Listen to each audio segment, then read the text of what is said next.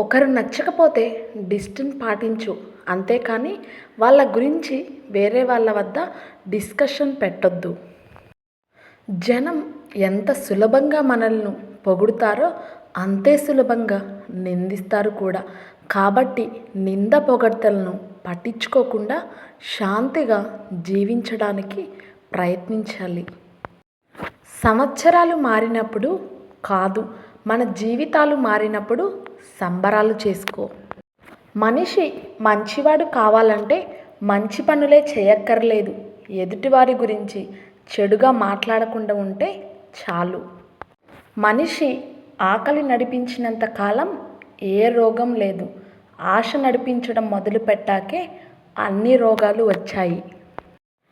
ఎంతటి కష్టాన్నైనా భరించు, కానీ చులకనగా చూసేవారి వైపు కన్నెత్తైనా చూడకు. ఈ ప్రపంచంలో ఎవరిని నమ్మాలి అని ఎవరైనా అడిగితే నేను చెప్పేది, నేను నన్ను మాత్రమే నమ్ముతాను అని చెప్తా. సులువుగా జారిన మాటలే బలంగా బాధ పెడతాయి. మనతో అబద్ధం చెప్తున్నారని తెలిసినా సరే అర్థం చేసుకొని నవ్వుతూ నమ్మేయడమే. మనం ఎంత మంచిగా ఉన్నా ఎవరో ఒకరి కథలో చెడ్డవాళ్ళమే. కాబట్టి ఇతరులకు నచ్చాలని నటిస్తూ బ్రతకడం కన్నా మనకు నచ్చినట్టు బ్రతకడం మంచిది.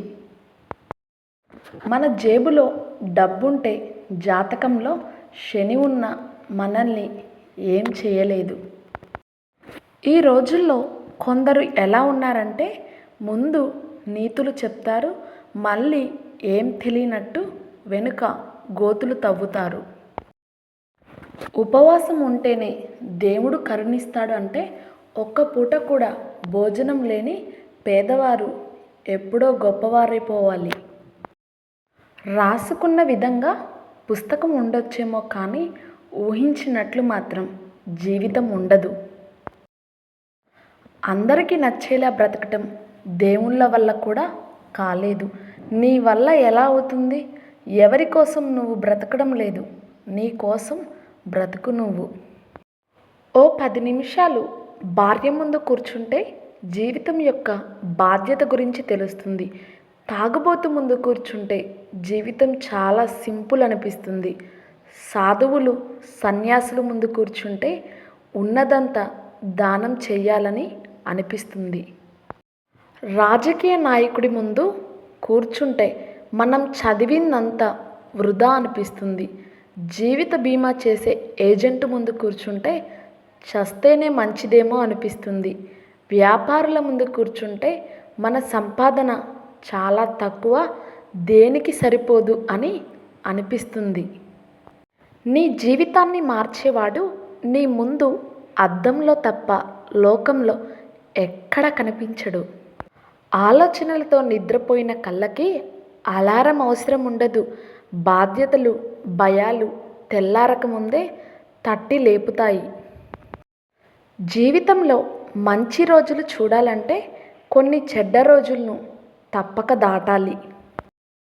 లోపాలు లేని స్నేహితుల కోసం నీవు వెతుకుతున్నట్టయితే నీవు స్నేహితులు లేని వాడిగా మిగిలిపోతావు. ఏమైంది అని అడిగేవాళ్ళు, ఏమి కాదులే అని చెప్పేవాళ్ళు ఒక్కరైనా ఉండాలి జీవితంలో.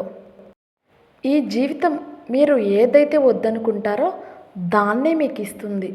మీరు ఏది కావాలనుకుంటారో దాన్ని ఎప్పుడు మీకు దూరం పెడుతుంది. నా వీడియో నచ్చితే లైక్ చేయడం, కామెంట్ చేయడం, సబ్స్క్రైబ్ చేయడం మర్చిపోకండి. ధన్యవాదములు.